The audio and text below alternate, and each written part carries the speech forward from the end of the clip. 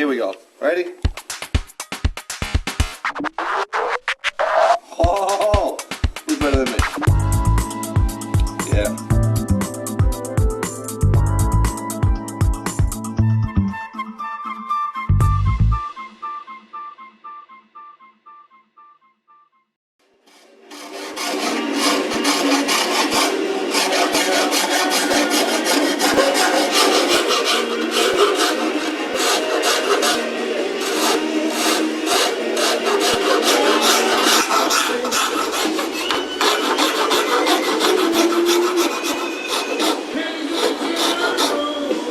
Now I need to make a dado in here for a petition, then these are smaller drawers.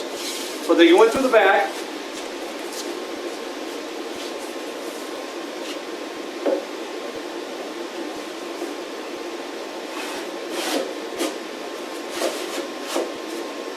Like so.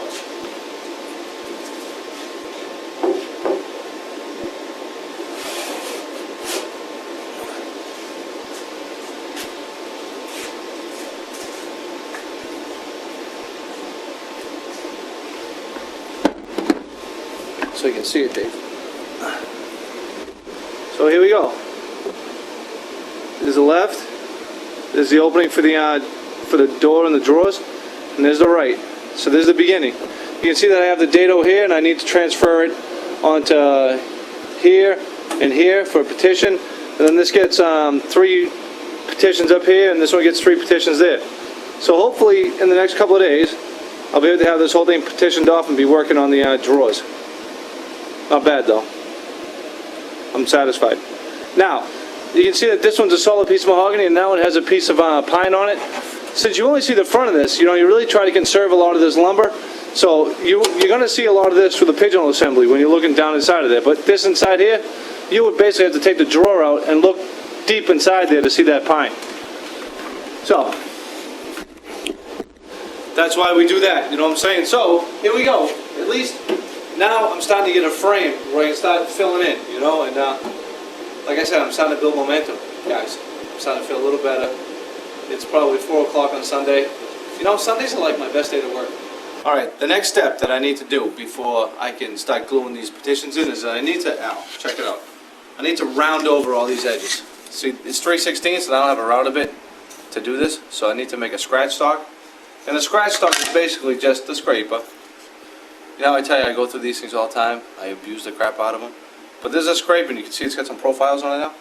Yeah, nice, different radiuses. Different radiuses. This one is a 3/16 because that's the size of the divider. Of the dividers. Check it out, Al. Yeah. Over here, buddy. Okay, just want to check this out here. Okay, oh, the divider's right in there. Yeah, the dado's at 3/16. Okay, I see them. Okay.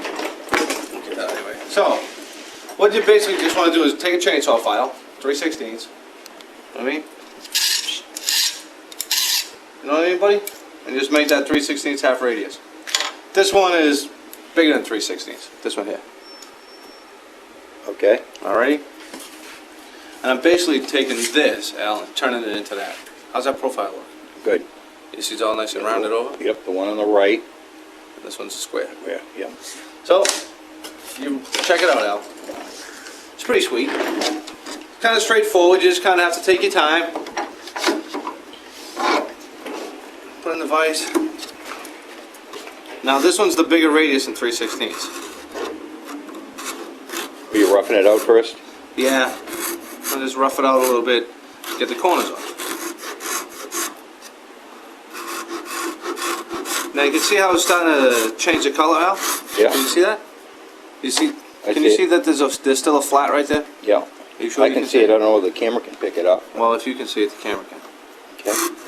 You just want to make sure you don't burn through that part right there. Okay. Because that's the crest of the radius. Mm-hmm. You know what I mean? Inside corners are a pain in the ass. But they are all the time. In anything that you do. You know what I mean? I know. Crown molding, inside corners.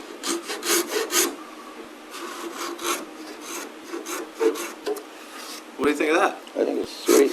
Pretty easy, right? Yeah. But you gotta know how to use this tool. You can't burn through. Because if you just start doing this, you're gonna dig a bigger hole in it, and and then you're going to change the, How about if the grain direction changes? What do you do there? well, you can see that I have edge grain here, Yeah? and this is end grain right there, Al. Yeah. That's end grain. You gotta be careful. You Now, gotta I don't down want to there. go this way after end grain. I got to come down here, buddy. Okay, you follow know? You always got to go in the direction of the grain pattern, Al. You know? You knew that. You were just, I knew that. I was just trying to throw that in. No, it was good. You just double check it, huh? See, and if you do this too rigorous, Al, then you Yeah. got to stop. You see all these marks right here? I see them. This thing's gonna get chewed up bad, so you kind of just have to, just a little at a time it. And then once you get it to where you want it to be, you go back, you go to the 3/16 radius, the finish radius. Okay, the tiny one. Yeah, and then you just round it over a little bit. You gotta be careful you don't put a shoulder on that, huh? Well, there's a little shoulder, but I'll just hit it with some sandpaper. I mean, it's just lightly, you know what I mean, buddy? Just a light little thing, Al.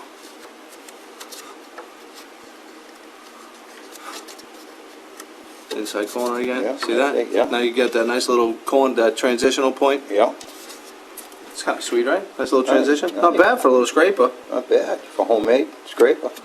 How else would they have done it back in the I don't know. What do you think? 1700s? Probably the same thing. Same thing you think? Sure. Yeah, because they made all their own shit. Right? Most of their own tools, most of their own planes. Yeah. So now I just look at it and I just make sure, you can still see that I haven't crested it out. Right here, Al? Come Yeah. over here, buddy. Can you get in there? You see that? I see it. See how it's still flat on the top? Yeah. Just work it, work it, work it. That's it. Now you can still see that it's still flat. See the light in there? I see it. And just a couple of strokes, buddy. See that? Perfect. Now you just got to make sure that you don't go past it. You're a So I professional. just need to finish this one. Al, I got to finish all these ones. I made these. This is another important thing. You need to make sure. Remember how I told you that you have to save the wood and make sure that you have the same kind of stuff. So if you need to, you can glue it together. This is like 4 different pieces. And once I clean it and sand it, you're never going to see it. And these are the dividers for the uppercase pigeonhole. And you will see some of this, so it needs to have the same colors and textures. You know what I'm saying, Al? I know. This one right here, you're never going to see the back of this one. That's why it's pine. This Okay. goes in between the two That's drawers. secondary wood is all pine? Yeah, secondary wood's pine. Now, if I had wasted all this wood just on here, I would have been screwed. So that's why they try to conserve as much of the primary wood as possible. So I'm almost there. I have a few more of these to do. I got these to do, and then I'll show you how I put the other shape into it. Check this one. It's gonna be something like that. This is the pattern. This is the profile of the uppercase of the Salem secretary I did. Now this one's going to be similar. I have to change it from here maybe. You know, I'll change the curve, but essentially it's going to look like the same thing. Okay. This And is then I have to round this whole thing over with that same scratch stock. So this kind of takes a little bit of time. You really need to just take your time, be patient. Don't try to rush it because you'll make a mistake. You know what I mean? You always make mistakes, Al. That's it. That's it, folks?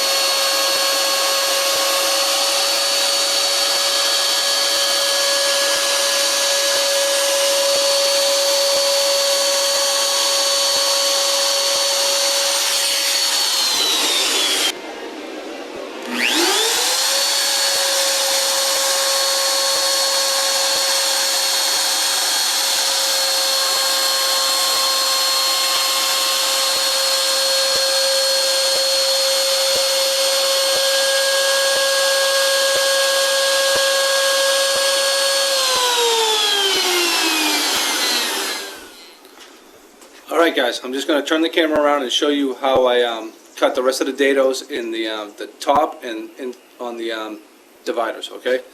So check it out. You probably, like I've already cut them. So you can see that the ones in the top up here are all the same distance apart, you know, and they're on the bottom as well. And you see how they go in between? I don't know if you can see those ones. Oh, you can see this one up here. You see that one? And this one here? These are only like a 1/16 deep, and these are very, very fragile right now. But what dictates the location of these dividers now is how this round interacts with this round over here. You can't have it go past it because you can see. You see how? You see that shadow line now? Right here? So obviously that's not the way it's supposed to go. So it needs to go just like that. And you can see that I got a ton of marks on this side from laying it out and doing all this work. And all this needs to be cleaned up before I go to glue them in. And these right here, you know, you cut them and you cut them to fit. But then after you cut them, you need to, you know, where am I? You need to round over the edge, and then, you know, when you slide these in through the back,